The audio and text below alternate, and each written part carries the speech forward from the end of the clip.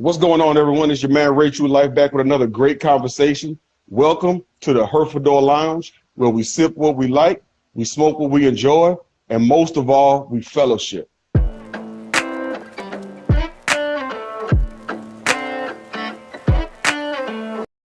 My guest tonight is a motivational speaker, a wordologist. If you don't know what that means, don't worry. I don't either. We'll find out.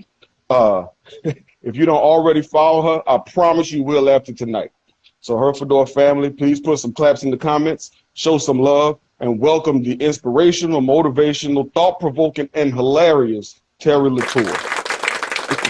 That is the best intro I have ever gotten. Oh, you definitely got to be in my corner. Absolutely. I'm going to put you on my corner. Yes, absolutely. I'm with it. Absolutely. Yes, come on. Yes, we need I am with it. So how have you been, and how are you, and how have you been?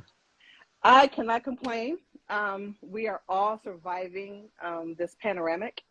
So I believe we're all in the same boat when it comes to that. Outside of that, I could be better even if I was a twin. Wow. Wow. Even if you were a twin. Even if I was a twin. So tell us a little bit about your background. Well, I'm lucky enough to be one of 10 kids, same parents, not step, one of 10 kids. I'm lucky number 7 in the birth line. So that started off my foundation in regards to anything that could be motivational. Starts with big families. If you're from a big family, Right. You would understand that statement. One, it's community. You have to share everything.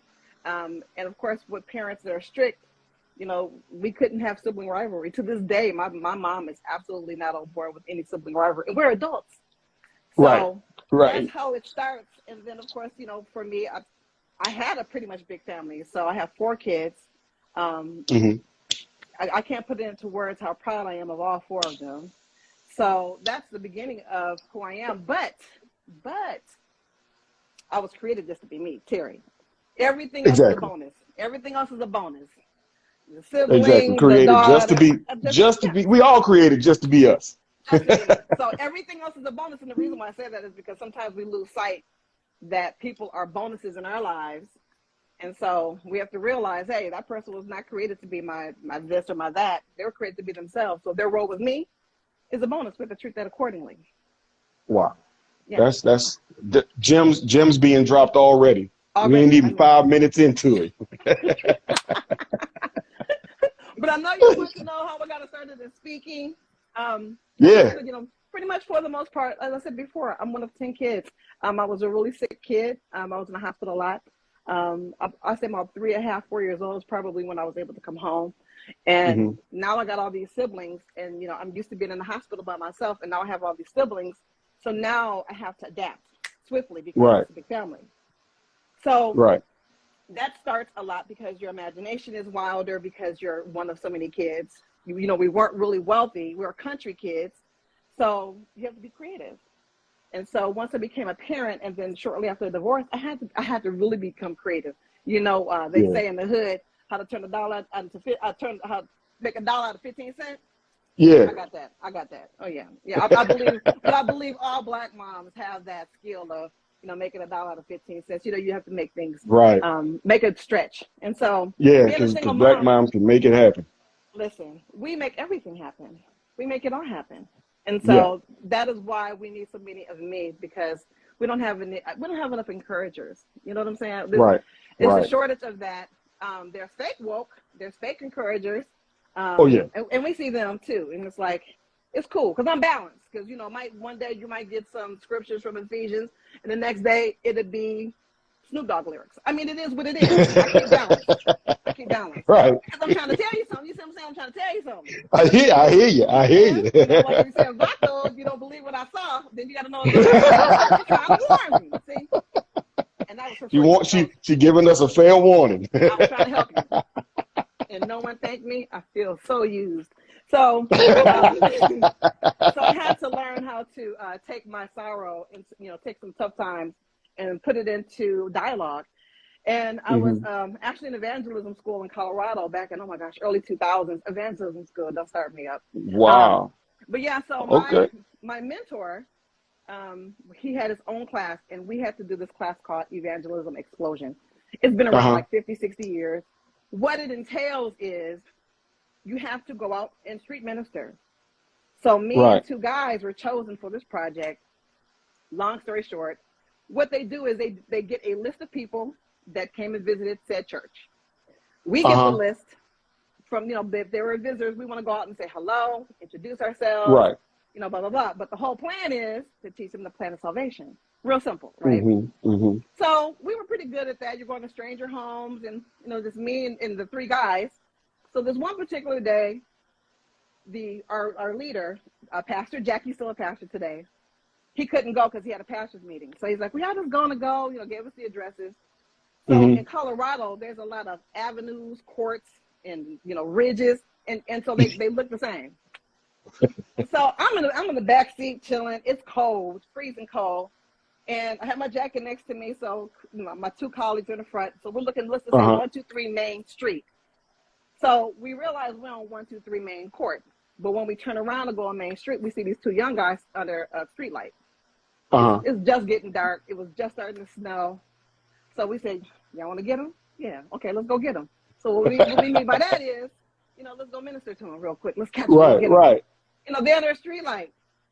Yeah, know what they doing. You know what they do. This is why I am, no doubt about it, the best speaker I know, is because this night, the guys get out the car, and by the time I get to them, one, I don't have on a coat, and no one's saying anything. So when they got to the young men, they hadn't even spoken. So I come up, what's up? My name is Teri. I come from ABC Ministry. These are my colleagues, Chris and Forrest. And we just want to say, what's up? Hey, what y'all getting into tonight? They're looking at me like, what? And they're teenagers. They got baby faces. And so I immediately go into communicating with them on the level, because at that time, my sons were maybe a couple years older than them. So I'm trying to explain to them, hey, that song? Immediately they knew what song that was, which was 3 6 Mafia song. So I got to play that song one more time. I think I'm going to just knock my ears off. So now I can relate with them. Now I can relate with them honestly, because they know that song was popping. Right. So they knew I knew what I was talking about. So I'm really afraid of dogs. I'm afraid of chihuahuas, big. I'm afraid of all dogs. I mean, we could say that for later. You can get into my him. So we're standing on this block with these guys, and I see this guy standing in a doorway, maybe 2 doors down, and I mean, he is lurking. But I still keep ministering to him, asking them where they go to school, what do they want to do, when school is done. The first question you ask in Evangelism Explosion is, if you died today, do you know whether or not you go to heaven or hell, or is that something you're still working on? So that's how you open the dialogue. Right. So I opened it up with that, and they didn't know. They're like, I don't know. And the one little boy said, probably hell. So I'm trying to minister to them. The guy gets out his car. Comes out the house. He's got this big German Shepherd with him. And they're walking slow right past us. I'm still ministering to him. I'm talking to him about, the triple fat goose jackets. I said, y'all little Donald jackets can't keep y'all warm. Like, we have to triple fat goose. So I'm really relating to them. I'm really giving them, like, my true, honest depiction of them as teenagers. And this guy wasn't scaring me. My natural self would have been scared, but I wasn't scared. So after he passes by us, he then gets in his car and then drives behind us real slow. I'm thinking, okay. So I minister to them, and then I lead them into the plan of salvation, and they accepted Christ on the spot. Wow. So we get back into the car, and my colleagues, they're just like, they're speechless. They couldn't believe what just happened. So we get back to the church. It was like maybe 3 miles from there. They're telling our mentor and the actual pastor of the church what happened. And I'm still kind of like, whatever. And then I just burst into tears, because I was like, oh my God, like, all of the things that could have happened to us didn't happen to us. Right. And all I had to do was make one of them feel uncomfortable, and it could have changed the entire environment. Yeah. All of us that were there. Yeah. But I made them feel what I want them to feel, was that they were loved. And so when I walked away from that, I was thinking, oh man, they ain't gonna die in the streets. They ain't gonna die in the streets. Wow. They ain't gonna die in the streets. And so my mentor and my pastor was like, yes, so we need to start going into motivational speaking. I'm like, well, how do you start that? They're like, you've already started. And so I started with groups of women. I would have them in my home, or I would have them at the hotels. and it would just be a gathering of women. It was always interactive. It was always on point. People always felt left out if they weren't invited because it was better than everyone was better than the last time. And that's pretty much my love for speaking is I raised kids by myself after divorce. My baby was 1 at the time. So you have to be creative, and you can't, now listen, you can get over if you want to. You can trick the system. You can do all that. You can try. Eventually, it comes back. Yeah. Or you can just do it the right way. Sometimes it feel like you're suffering. You're definitely gonna struggle. But when it says all things work together, it meant like all things. So it wasn't just the great things, it was the bad things too. I mean, you know, my kids grew up without bikes and, you know, cable. They would get the grip on PBS. They didn't have those baby snack cakes. I made homemade cakes. PBS. I mean, Clifford the Red Dog, don't play with me and my kids. We ride and I actually support them. But, you know, it made us, you know, be creative. I want them to have a regular life as much as they possibly could, but with the resources that I had available to me. And like I said, you know, people get over every single day, but getting over it just sets you back. So, you know, now that I have my kids are adults and they're all parents, you know, I sit back and I remember the promises back when I used to pray at night and I used to cry and be like, oh man, I don't know how I'm gonna make this bill. Like, I don't know what this is gonna turn out to be. And, you know, you just be like, you know, it's just a difficult place to be when you're there. But I was always so, man, like stupidly in faith. Like I have the stupidest faith. Ask any of my friends, they'd be like, no, don't bet on nobody. Bet on this one. It's insane because sometimes I tell people, I said, the Lord be Lording for me. I don't know what he's doing for you. I know he's Lording for me. Yeah, because I know he should be Lording for me. Cause I mean, be Lording. He'll be out here Lording. He be out here Lording. And what am I supposed to do about that? Am I supposed to say, I don't want it? Of course I want the Lord. All the Lording you want to give me, come on with it. I'll take it all. I'm with the Lording. I mean, especially when it comes to like my children and my grandchildren, because, you know, they're having a life that I would, you know, they're living a life that I destined for them to be, which is dream above what I can see. I can see so far, but you can see further. And I mean, and I continuously, even as men and women, I still encourage them. I still tell them, look further. My son doesn't want another Grammy. I said, yeah, this is just the beginning. Y'all heard that? She said another Grammy. Yes. She done raised Grammy award winners. Yes. And so that's why I tell people all the time, you never know who you're talking to. Like, you never know who you know. You know, it's amazing. And people that are another person, all the problems, the kind of you didn't even know you were.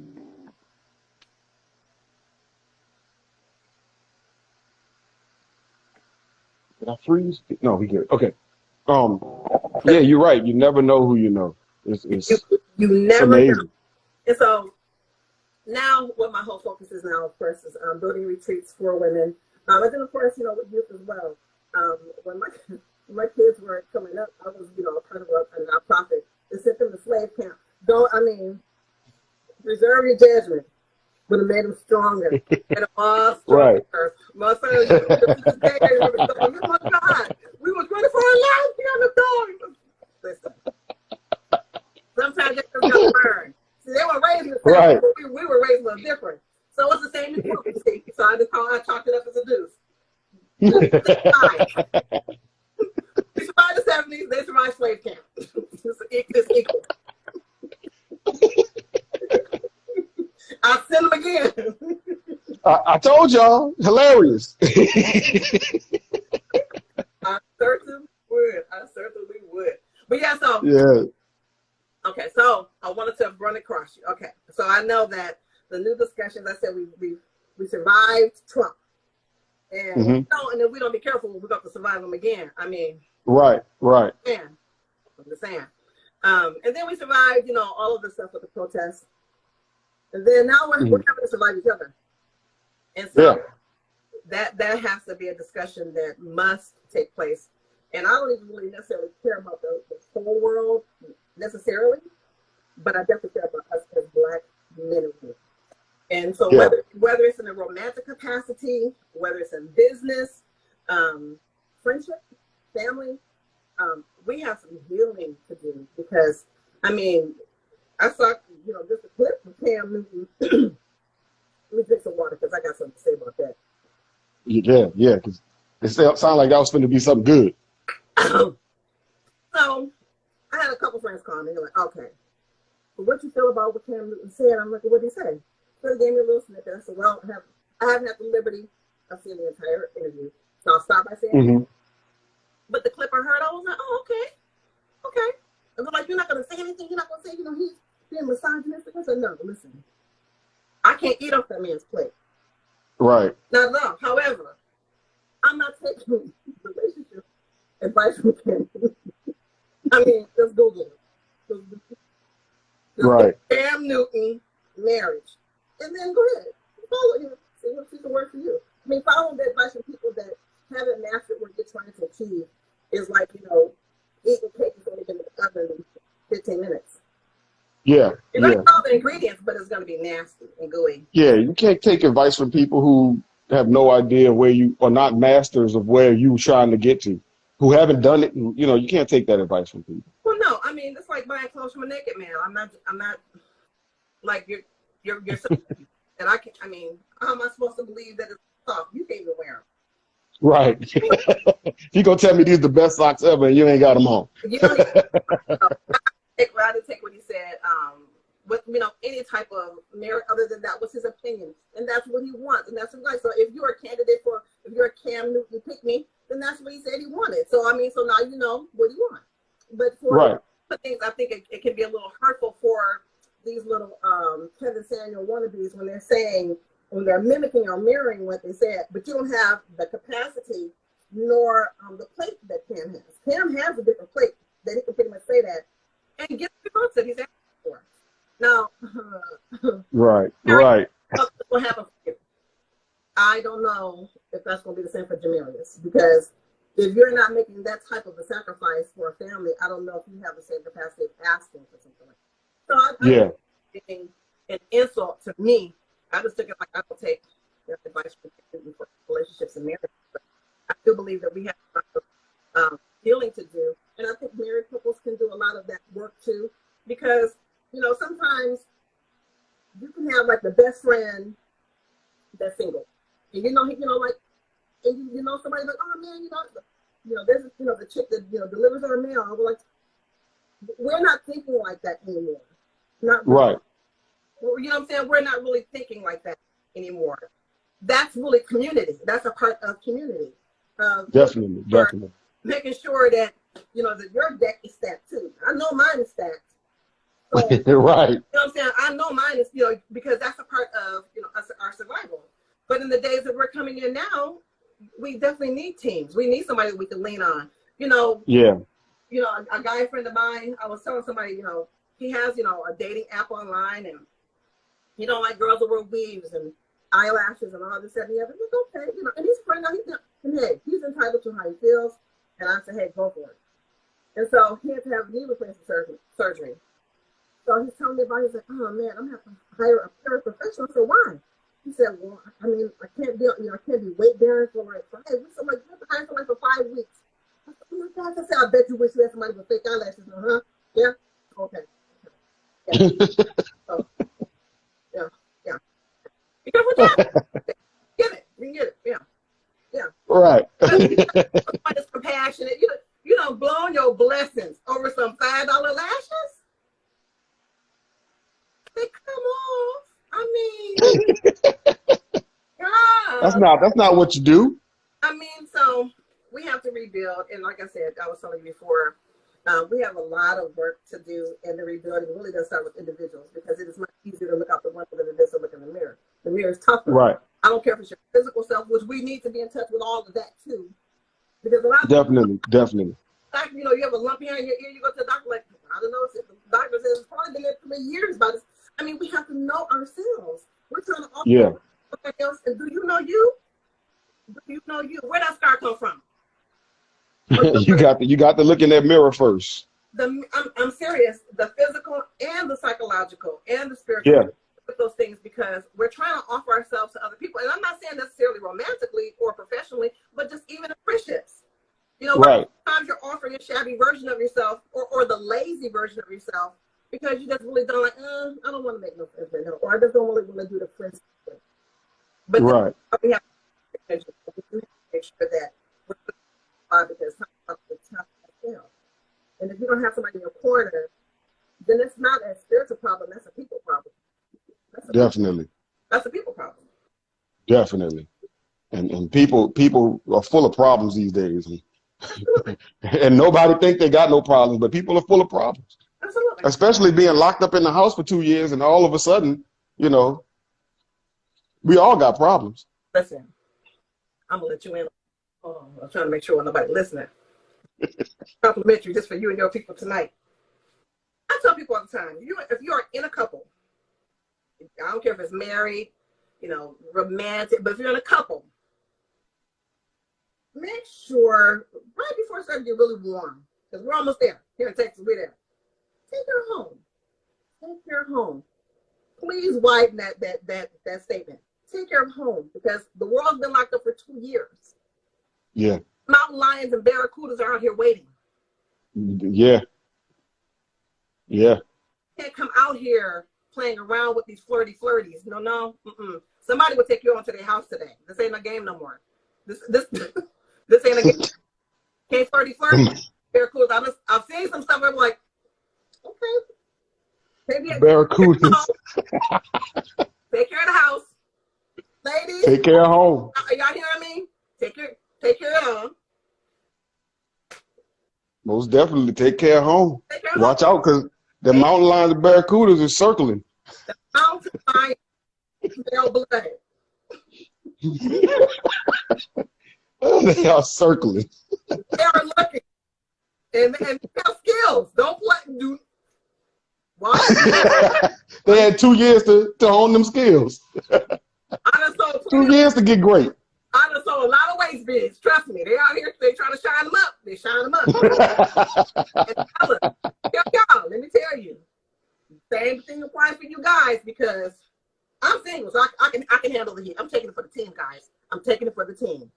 However, if she belongs to somebody, you better make sure she good before she gets in these happy hour streets. In these streets. They killing them happy hours and them brunches right now. Man, let me tell you something. I can't even go to the grocery store. It's everywhere. Make sure home is taken care of. I'm helping out the masses. Y'all are welcome in advance. Somebody gonna turn over the house tonight and be like, you good? And she gonna say no, and he gonna take care of that because it's warm. Right. You don't want no problems. And so you don't want no problems. None. I mean, the pool, you know, we're about to open the pools, and you know, everybody's about to have some boy, girl, or girl, or boy. We about to have some fun out here in these streets. And so, so let me just say this for my singles getting out here. Get yourself together. Get it together. It's okay. If you just broke up, you know, Christmas, I hate to say this, but you're about to sit the summer out. And I really don't want to do this to you, but if y'all just broke up at Christmas, you got to set this one out. Just get yourself together. And that's the problem, is serial dating. That's definitely a problem. You don't take that time to get yourself together. I mean, we're pretty much seeing it with, you know, the way that I mean, it's very difficult to just make friends now because of the high stakes, if you would, the high stakes. You know, some people aren't feeling comfortable to go anywhere, and some people are comfortable to go everywhere. And so, so we have to be very careful when we're vetting people when it comes to getting in our circle. Pool and, you know, getting out there, and, you know, and we really do need to get outdoors. All of us do. But it's very important that we vet people, because, I mean, I done seen plenty of foxes done get the whole hen house gone. Yeah, who let the fox in? They done hit the whole hen house. Fox in. They ate the whole hen house. Feathers everywhere. And the younger generation don't care. They don't care about that. Not at all. Not at all. I mean, they're saying that the domestic abuse between youth is bigger now than it ever was. With, you know, when we were kids, you know, we see, you know, Uncle Jesse fighting Miss Belinda, you know, and then we're seeing teenagers. I'm like, I mean, yeah. Everybody putting their hands on everybody, and everybody getting their asses whooped. yeah, I was gonna say, oh, and they don't even know how to fight At all. so They just go to swinging, swinging and slanging, and so they just go swinging and slanging. Ain't nobody taught y'all nothing. because they don't know how to fight. Anybody taught y'all how to fight? Y'all just do. Yeah. Oh yeah. Helicopter. Let me say that helicopter. Let me say that. I mean, it's just. But here's the thing. Boys have, you know, and I'm speaking out of turn because I'm a woman, but I have 3 sons, and boys are free to, for the most part, are never really taught to be emotional about really anything. And so, Yeah. it hurts. You tell them, suck it up, shake it off. You Right. cry, and then they turn into those things where they can't even determine whether or not is this good, is this a good touch or bad touch. And then now he's somebody's husband, and you know he can't even say, you know, the boss down at the office has, you know, been chasing him around and giving him the flux, and now he want to swing on her because we haven't given them a comfortable place to be safe with their emotions. But on the flip side, there was the boy who cried wolf, and that's the one that cries all the time. Yeah. Mama, can you come get your son? I mean, just he don't need to be in the streets. yeah, you can't be all emotion and no logic. It has to be right. And unfortunately, I believe our generation has been given the daunt task of just being all logic. Don't feel anything. Yeah. Just be, you know, this needs to make sense to you. You need to act on this. Because I had to learn as an adult. Everything I feel and everything I think doesn't have to be said. And that is a lesson because, you know, sometimes, especially when somebody hurts you or somebody makes you feel good, those are the 2 things you want to share the most. Is when something, when somebody, and even then, you have to refrain from saying, because sometimes people can take your gratitude differently, or they can take your pain differently.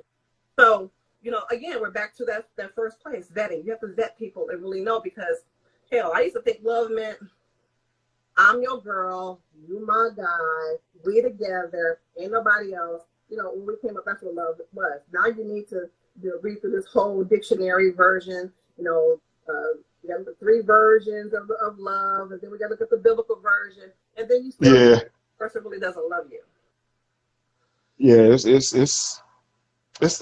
the world has changed a lot in the last 10 years, and like definitions of things have changed a lot in the last 10 years, and the way people think and act has changed a lot in the last 10 years, you know, and we just get bombarded with it left and right due to social media and the news and everything else. We just get bombarded with everything. Right. And the way people thinking is changing so much. I just, sometimes I get disgusted at the way the world is right now. You know, you can't say anything. Welcome to the club. Welcome to, like, seriously, welcome to the club. I mean, like, extremely disgusted. Yeah. Yeah, you can't say a word without somebody getting offended by anything that you say.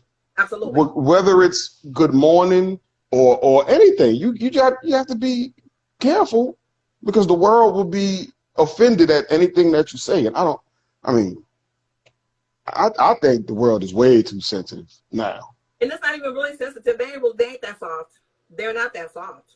They're not that soft. I mean, that's what they would have you believe, is that they're that soft. They ain't that soft. What it is they want, it's a me too, me first. You know, the way I feel about it should be the only way that everyone should view it. And so, and that hurt my feelings. And now I'm traumatized. If I hear nothing, traumatized and narrative, if them 3 words, y'all can go and throw it away, because y'all overused them and misused them, because you really don't know what they mean. You really do. Right. And so, yeah, they're not sensitive. They ain't that soft. They know the vibes. They know that it's difficult to watch 2 Black men engage in a traumatic situation before the world. It's difficult for us as Black people. It's like that was our cousins. Yeah. It just felt like your cousins. I don't really care too much for Chris Rock, but I don't never want to see nobody defenseless. I don't want to see nobody defenseless. And I don't think he didn't swing back because he was trying to be a gentleman. I thought he didn't swing back because he's a scaredy cat. That's just me. But he has said that he's not a fighter. So, but it's still, as a human, I don't care if you're black, white, I don't care what your national. It was difficult to watch. You know, I was right. never really watched. And here's why: is because we should have felt we should have felt bad. We should have felt like, oh man, no, you know, that's messed up. And it doesn't matter what the reasons were, anything. We should have still felt bad because the action itself. And when people are fighting, like, I mean, going at it like the whole, like Trump again, it was just like the whole thing was opened up again. Yeah. I thought to myself, I was like, listen, Will don't need me to, I mean, none of them need us to defend them because, you know, I'm sure they are well past the solution that works for them. Right. So that we should be able to safely say amongst our friends or our peers, oh man, that was messed up, or, you know, I'm team so-and-so or so-and-so, or I felt it was this, you know, I feel that we should still be able to be safely cool to say what we feel about, you know, life issues. But I also feel we should be in a place when the clear cousins come up, like, that's not your business. Exactly. This ain't got this family business. This ain't got nothing to do with you. This is family business. Ain't got nothing to do with you. And I feel that about a lot of our issues that, you know, other cultures weigh in. Like I said, they love the black experience, but they don't want to be treated black.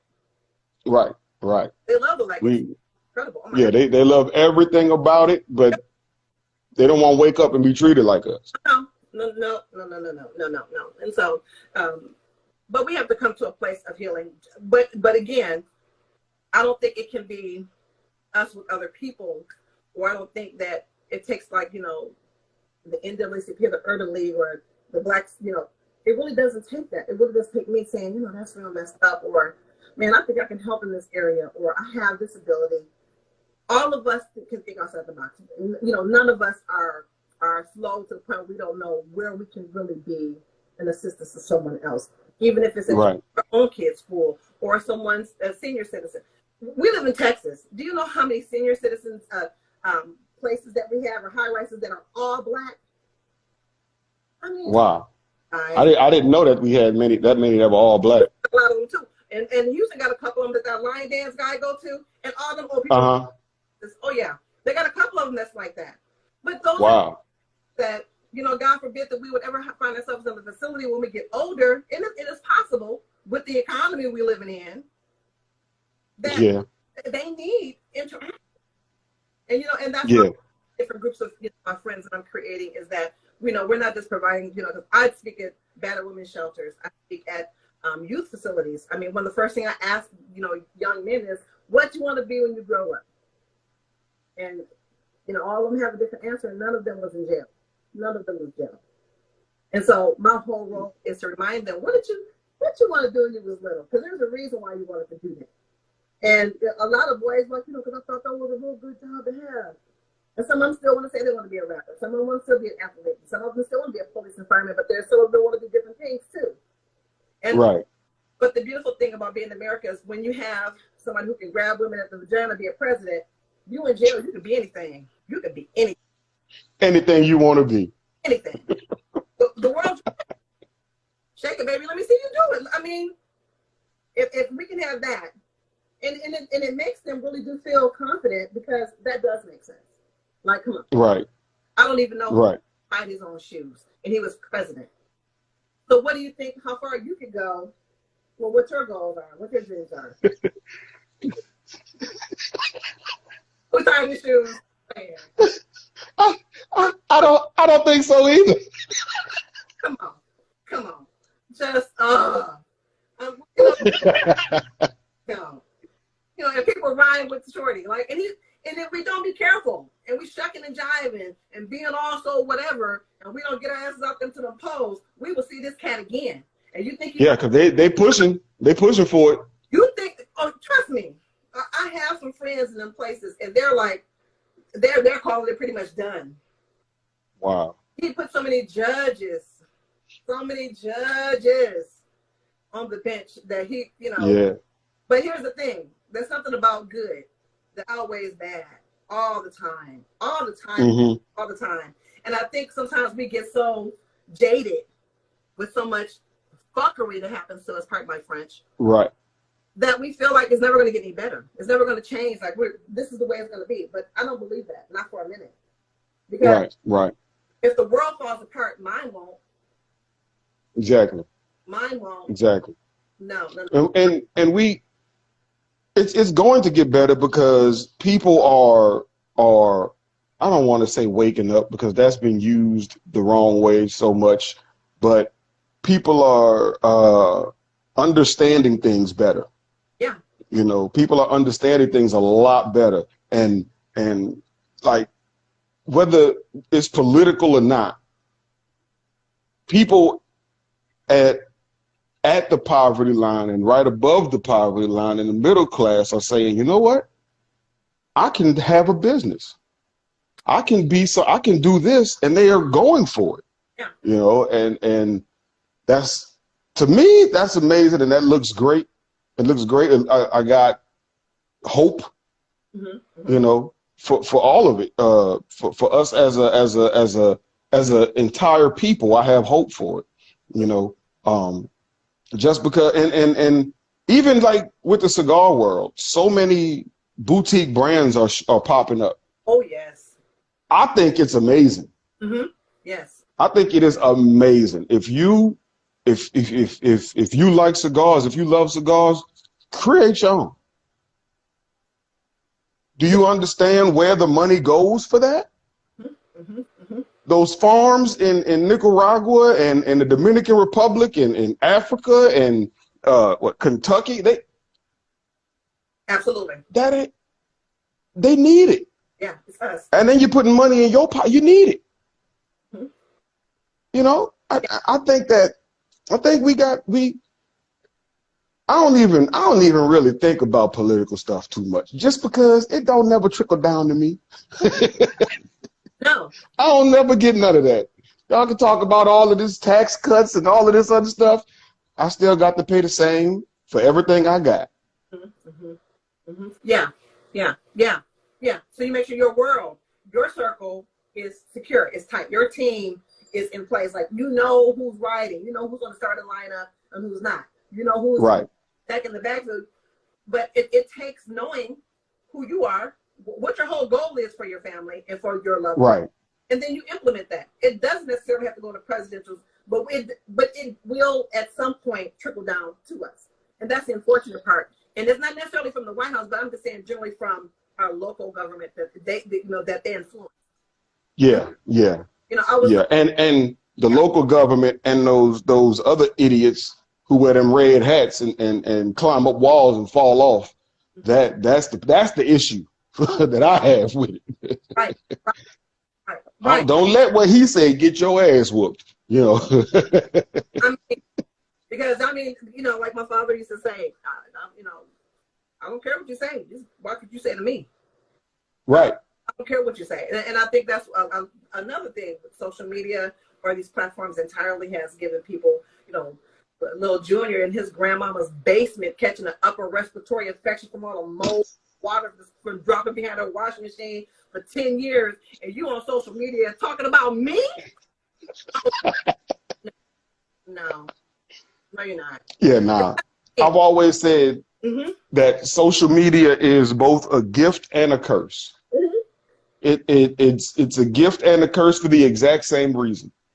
It's giving everybody a voice, and it's giving everybody a voice. Yeah. You know, both good and bad. You know, people feel like what Drake called Meek Mill Twitter fingers. You know, people do that and they think that they're doing something. Yeah, and sometimes they are. A lot of these socialites and a lot of these hip hop beefs are because of their fans. Their fans that are going back and forth, and they're creating an issue with these actual people that really shouldn't care about what you think. But these regular little jokers kill each other. They don't care because that money gets to go back to them. It defaults. So they look at the fine print and make sure what they signed up for is what they're really signing up for. Yeah, because they've been talking about them contracts for a long time. You had a lot of them artists who people called one-hit wonders, but they really just got out of those contracts and started doing their own thing back before Spotify was there. You know, but they talked about them contracts a lot. Spotify paying them like a nickel or something like that. I mean, all of the machines are gonna, here's the thing.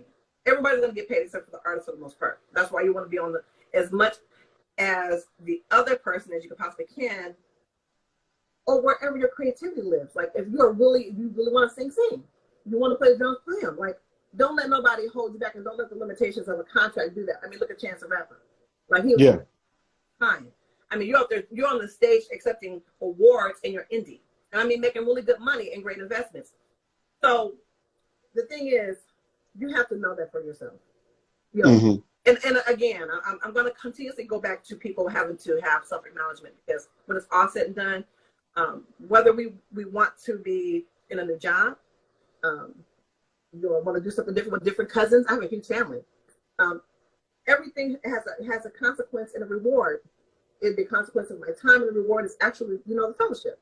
So those things are all trade-offs, but they're also balances as well. So like I said, it's only, I really hate the way the world has changed to the point where sometimes people, I'll be on social media, I'll be posting stuff, I'll be going ham a whole week, and then you won't see me for 3 more weeks, because sometimes I have to fast from it because it's heavy. It's a lot. I don't want I don't want to see police pull somebody over and get killed. I don't want to see that. Like, I know what has to happen. You know what I'm saying? It's like, we don't need to see everything, but we need to see everything. You know what I'm saying? It's like, it's like, but I don't need to see another slave movie. I don't need to see Oh Lord, I'm so sick of the slave movies. Oh, it happened. We know it happened. We know all the detail. That's not the way that you need to bring awareness, is having a slave movie. I'm so tired of it. Django should have been the last one. Hey, listen, because that was the best one. I mean, happy ending and everything. Exactly. And they live happily ever after. I mean, I don't need to see another. I can't watch another group of black folk get whipped, and all of these period pieces where the white folk just screaming out niggers, and it's 1,000 niggers in the script, and I'm like, why do we keep making these movies? Yeah, and why are we signing up? Why are we signing up? Yeah, and at some point we just have to say, okay, I get it. I've seen enough. Thank you. I'm just not gonna support that anymore.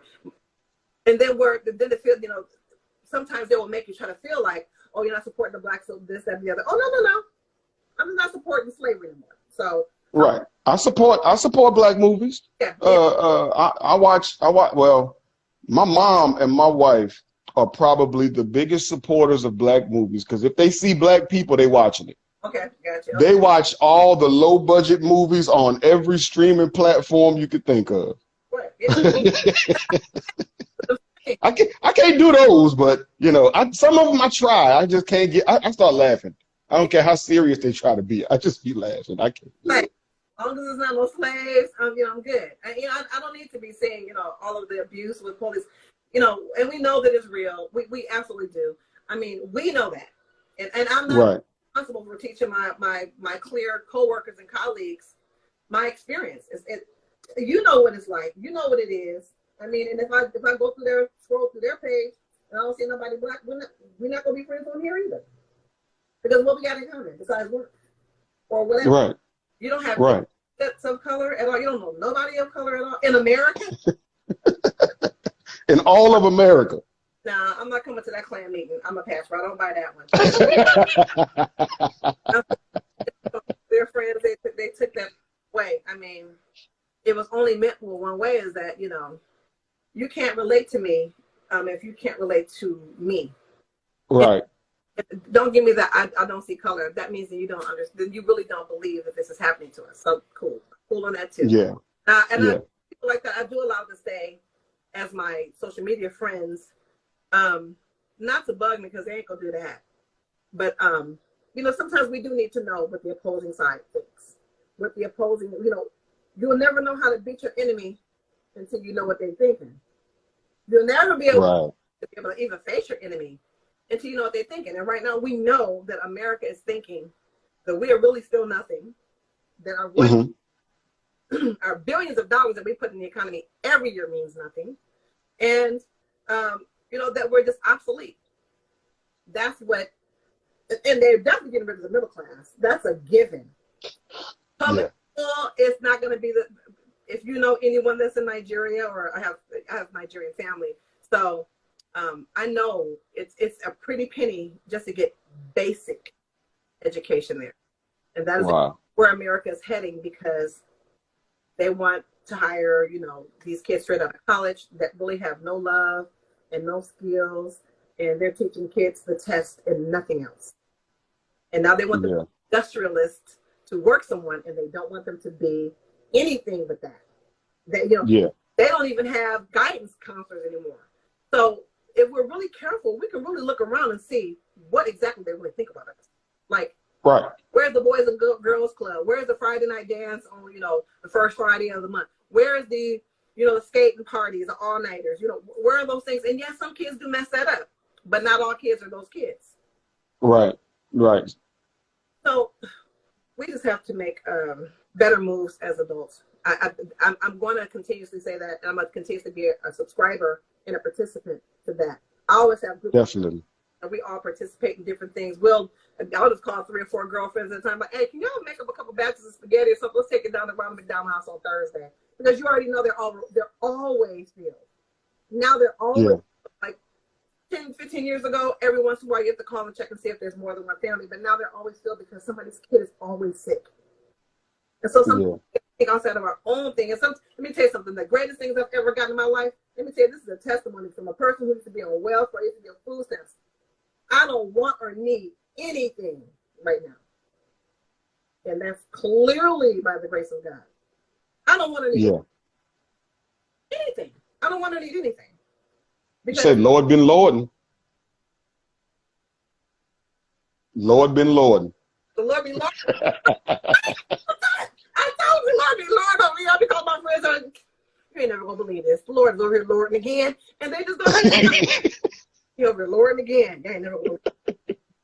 They believe it. Because, I mean, but I have like real ridiculous faith. Like, it even astonishes me sometimes.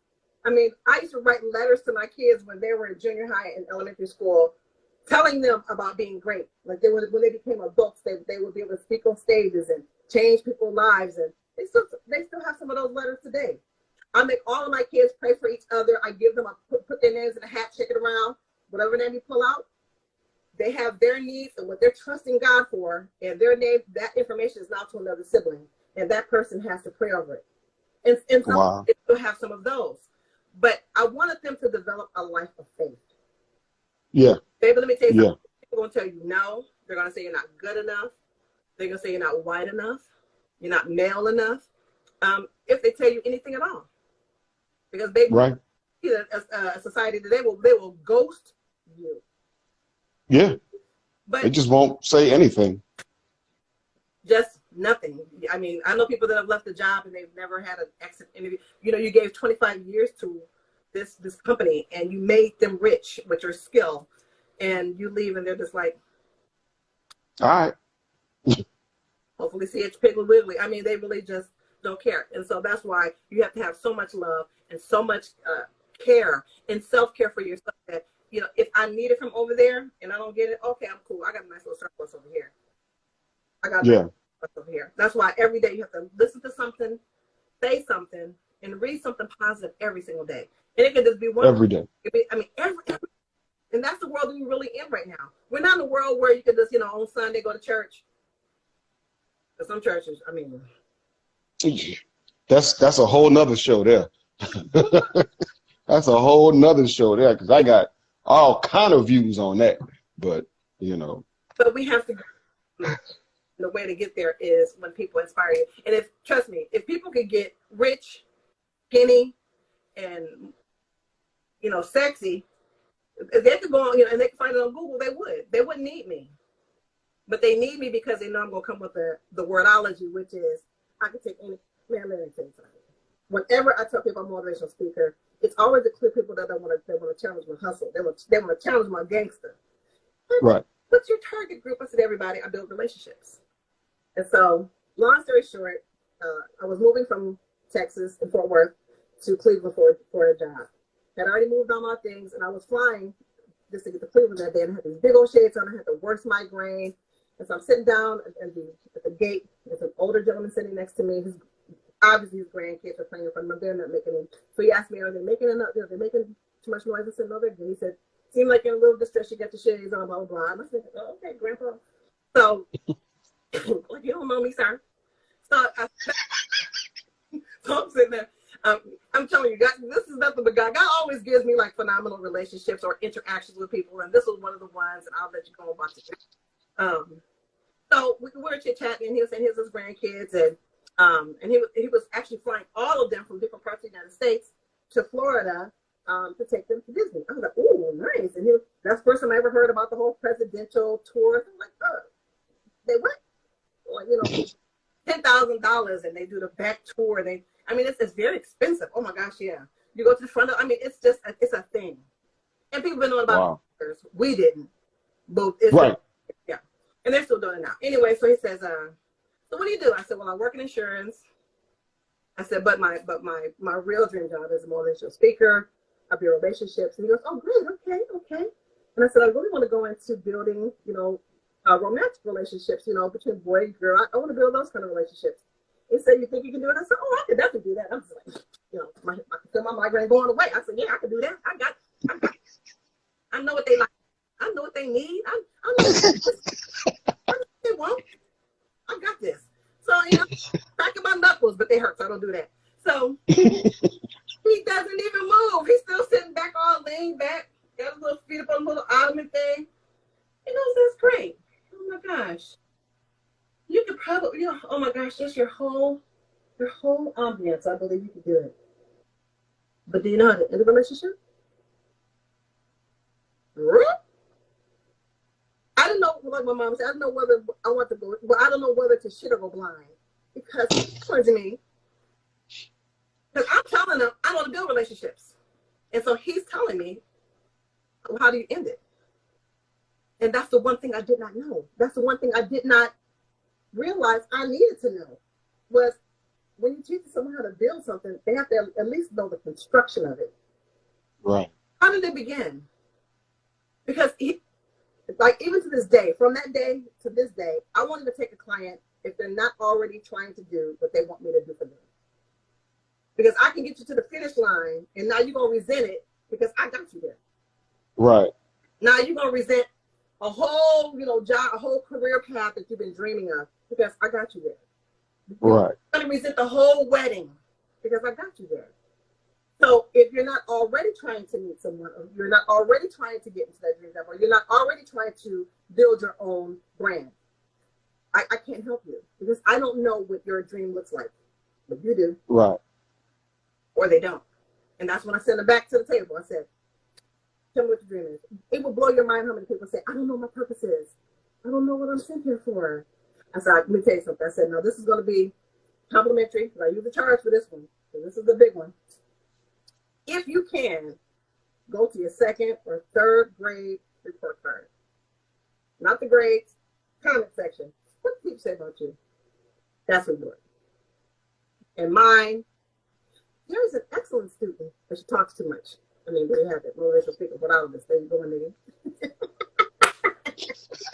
I think mine said something like that too. A little class clown and stuff like that. All that good stuff. Because those teachers were different. That was a different breed, and they actually did instinctively see us. They saw us. They saw us back then. They knew who we all were, because they could have said, "I was a great student, went on about a business," but great student, and she talks too much, or she's a great student, and she's a flirty, and girls think, "Oh, well, I'm supposed to be fast." No, you could be a matchmaker because you know what they like. Right. So sometimes people misinterpret, something that has been said to you that may be negative, but it really is a positive. Like, he falls all the time. Do you know how to train? Do you know how to fight? I mean, if you're just bullying people, that's different. But if you know how to fight, then that means you're supposed to do something with that skill or that temperament. Definitely. You can. I never thought about that. Going back and looking at those and thinking about those and seeing how I've developed into something that has to do with that. Absolutely. Huh. Or what your auntie or your grandmother what did they think of, what did they call you? What did they think of you when you were little? They did say I talk too much. They did say I'm always trying to crack jokes. Yeah. And I talk a lot. I mean, because in order for you to bring people into a different light or to enlighten them, you have to be able to build rapport. You have to be able to, not necessarily make friends, but you do have to be able to build rapport. You got that aced. Like, no doubt about that. I mean, and wherever you want to take your cigars to, I mean, the world is your oyster. It's still not tapped in for Black people. It is. I traveled with work for the last 8 years, with an exception of the last 2, and everywhere I go, there's just a tiny little niche of African American owned cigar lounges. And I mean, and every time I see one, there's 2 extremes. It's either the hole in the wall, which is fine, there's a place for that, and then there's really posh where people really can't necessarily afford. So there has to be like a medium in there where I get it that you put 401k in it, but we have to be smarter than that. We can crowdfund, we can invest, we can have investors. Those are the things that take off the relief for the person that actually has a dream. And to this day, I still keep a spreadsheet of whatever I want to have as far as an entrepreneur, down to the dollar. Because if somebody ever asks me, what you want to do, what's your dream job? I can tell them, here it is, here's a spreadsheet, this is the dollar amount, can you invest that? And I always keep it updated because somebody will. Oh, somebody will. Well, I'm going to start working on my spreadsheet immediately. Always want to have your business proposal. You just want to have some things so that, I mean, if you're not dreaming about it, then what's the purpose of talking about it? Like, you got to see it. Right. Like, I'm talking about the colors of the lounge. I'm talking about the material. Do you want the velvet? No, because it's cigar smoke. I mean, do you want a bathroom attendant? Like, these are all things that you have to consider now. Yeah. Because it will happen. And you don't want to be caught like, oh, man, I have all the means to make this happen, and now I don't have the wherewithal. Well, yeah, you do. Right. That's what, well, I know what I want it to look like. I just don't know. I'm going to look for them dollar amounts so I know, because somebody will say, yeah, here you go. And then when I wake up from fainting after that, then I can get to work. Back here, and you're just going to get to, I mean. Yeah. Let's go. We don't dream like that. Like, we honestly don't dream enough like that. And we don't encourage each other to dream like that. I always encourage my circle to dream like that. And like I said, my son just won another Grammy, and I still tell him the best is yet to come. Like, I mean, I know he's already, Marvin Gaye didn't get a Grammy. Luther Vandross never got a Grammy, but my son has 2. So I'm beyond over the moon, not just proud, but, really just saying that, well, that's, I prayed about that when he was little. Like, wow. And I know that he's walking on the belief of those things. So, yeah, it may not be your prayer, per se, but it's absolutely your belief. That's all you got to do is believe it. Definitely. So we have work. Definitely. Yeah. We all got work to do. Yeah, we do. It starts with ourselves. I mean, but you know what it is. So. Yeah. So what's next for Teri LaTour? I Speak Hope. Well, speaking of investors, my son actually gave me all the money I needed for my business. That's why I ain't tripping. I ain't tripping. But when you're doing the work by yourself, it's like it's a lot. So I am building a building with the retreats, and they'll be traveling. So it's not going to just be like Dallas, Texas per se. It'll be all I want it to be global, but necessarily it'll just be domestic for now. But it's building relationships of different groups. I start them off invitation only because there's something about exclusivity that brings about a buzz, and people need to be there.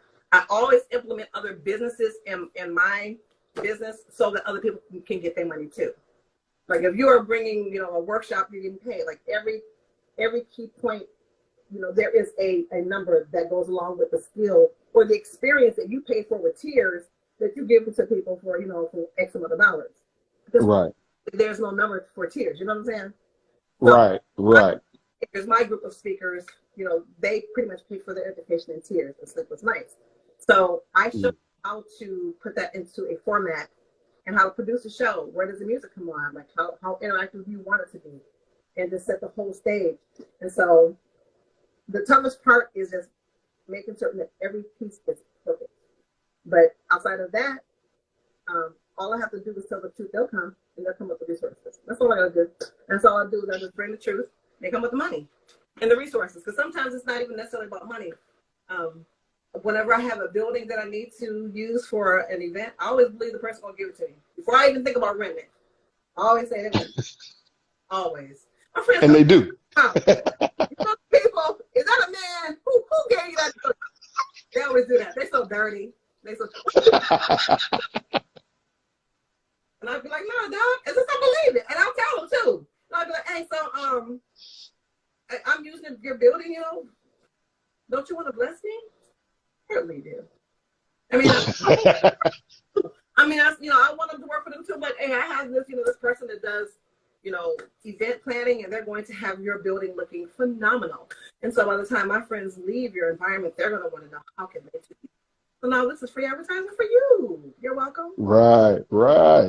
You give people what they need too. And of course, it does take, building rapport. But above all else, I really think it's a faith thing, because I never walk into anything expecting to get a no. Never. Wow. I got to get better at that. Yeah, oh, absolutely. I negotiate everything. If I go on Best Buy and they got the regular price, I'm like, hey, let me holler at your manager real quick. Can you send them over here to the electronics?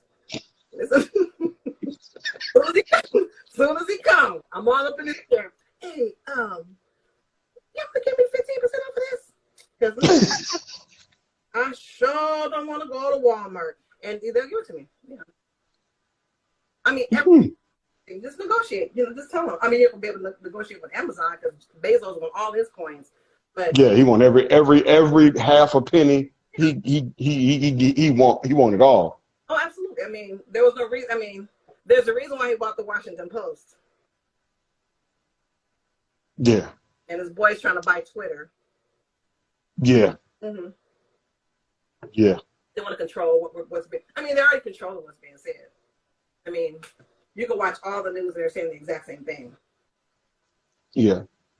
And I figured since the Olympics had happened and the little girl was, on dope, I guess coronavirus must have went away because they wouldn't talk about it anymore. So.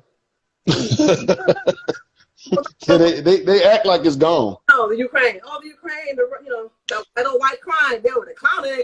That old white crime is big over there in Ukraine. It's dangerous.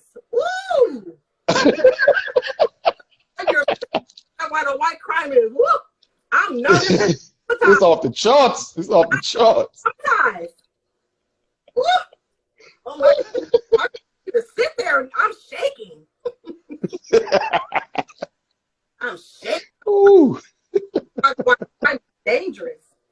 Yeah. Ooh. Okay, so I ask everybody this. Do you have any advice that you would like to give to someone who is starting or thinking about starting a business? Absolutely. Do it. And have a business plan. Have it always ready all the time. I mean, Android, Apple, I don't care if you got a Blueberry, Blackberry, Raspberry, whatever you got, have a business plan on it so that you can, if someone gives you the ability to say what your dreams are and that they'll help you with it, you have it. Just do it. Just do it. I mean, working for yourself, there's a liberty that you have there that no one can ever take from you. Like there's a liberty. If because I'm 1099, so I work for myself. If I don't like an environment on a job, I can just leave. I can just get my backpack and go. I don't have to stay. Mm-hmm. So I feel that every person should be able to feel that freedom of being able to be financially free from corporate America and the rules that come along with it that are saying that I can't make as much money. I can't, sit in the same seat. So yeah, go for it. Yeah, absolutely. I don't care if you're selling pickles. I mean, there was a chick some years ago when I was in LA in front of the Kodak Center. She was selling bobby pins, and I bought some because I'm like, who sell bobby pins in front of the Kodak Center? I bought some. I said, this right here. I bought some. I said, oh yeah, I'm buying these bobby pins. These are gonna be the most magical bobby pins I ever put in my hair because you selling bobby pins in front of the Kodak Center, the balls, like the nerve, like, and she was dead serious. Okay. They were regular goody bobby pants. I'm looking right at them. Oh, girl, wait, you put it in your hair like this. Okay, look at yourself. She was doing all that, and I bought them bobby pants. You have to have that type of. She said she gonna hustle one way or the other. I mean, the come up was, an honest come up. Like, who don't, that's why we get rappers and entertainers in our neighborhood. Don't kill them. Don't kill them. They're here to better. First of all, if they come back, that's helping you. Yeah.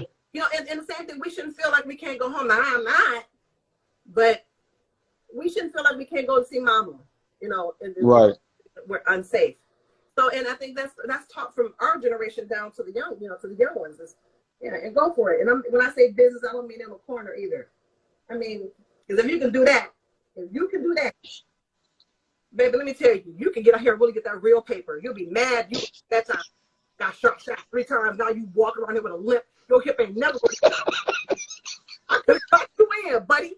Could have got you in. Some big limping.